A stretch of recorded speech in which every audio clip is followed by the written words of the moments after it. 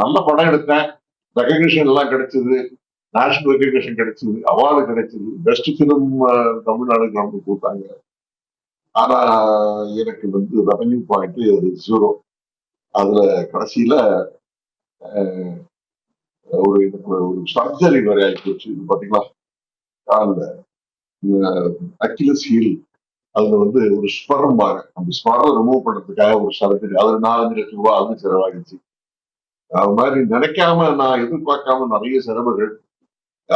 என்னோட மாத்திரை மருந்துகள் அதுவே வந்து மாசத்துக்கு 35-40,000 ரூபாய். அதுக்கு கூட கையில துடு இல்லாம ஒரு நிலைமை வரவே முதலமைச்சரை பாக்குறதுக்காக மனு கொடுத்துருக்கேன். ஒரு அப்பாயம் கூட எனக்கு அவர் வந்து அவர் ரொம்ப நல்லவர். அதாவது விஜய் பற்றி எனக்கு அவரை வந்து ஒரு சுமார் ஒரு 20-25 வருஷத்துக்கு மேல எனக்கு தெரியும். ரொம்ப தங்கமான மனுஷன். அவரை நான் பார்க்கணும், உங்க நேரம் வந்து சந்திக்கணும்னு ஒரு மனு கொடுத்துருக்கேன். இது வரைக்கும் பதில் வரல. சொன்னப்பா ரஜினிகாந்த் அவருக்கு நான் பெரிய ஒரு கும்பிடு போனதும் அவரை வந்து எனக்கு கடவுள் மாதிரி வந்து நேரத்துல, அதாவது ஃப்ரெண்ட் நீடு ஃப்ரெண்ட் நீடுப்பாங்க. தேவை எப்பயோ எப்ப நமக்கு தேவையோ அப்ப நமக்கு உதவி பண்றவன் தான் உண்மையான ஃப்ரெண்டு. அவர் எனக்கு வந்து போன் பண்ணி என்ன என்ன என்ன என்ன கேள்விப்பட்டேன், உங்க பேங்க் அக்கௌண்ட் நம்பர் கொடுங்க அப்படின்னாரு. பேங்க் அக்கௌண்ட் நம்பர் கொடுத்தேன். 1 லட்சம் ரூபாய் இம்மிடியா போட்டாரு.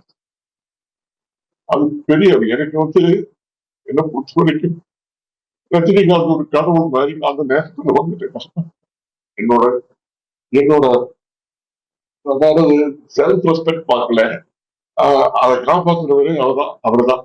அதுல இல்லைன்னு எனக்கு சொல்ல முடியாது. அதனால அவருக்கு நான் அவரும் அவரோட குடும்பமும் ரொம்ப ரொம்ப நிறைய வருஷங்கள் இன்னும் பல வருடங்கள் அவங்க வந்து நல்லா இருக்கணும், நல்ல சந்தோஷமா இருக்கணும் அப்படிங்கிறது நான் அந்த ஆண்டவரை வேண்டிக்கிறேன்.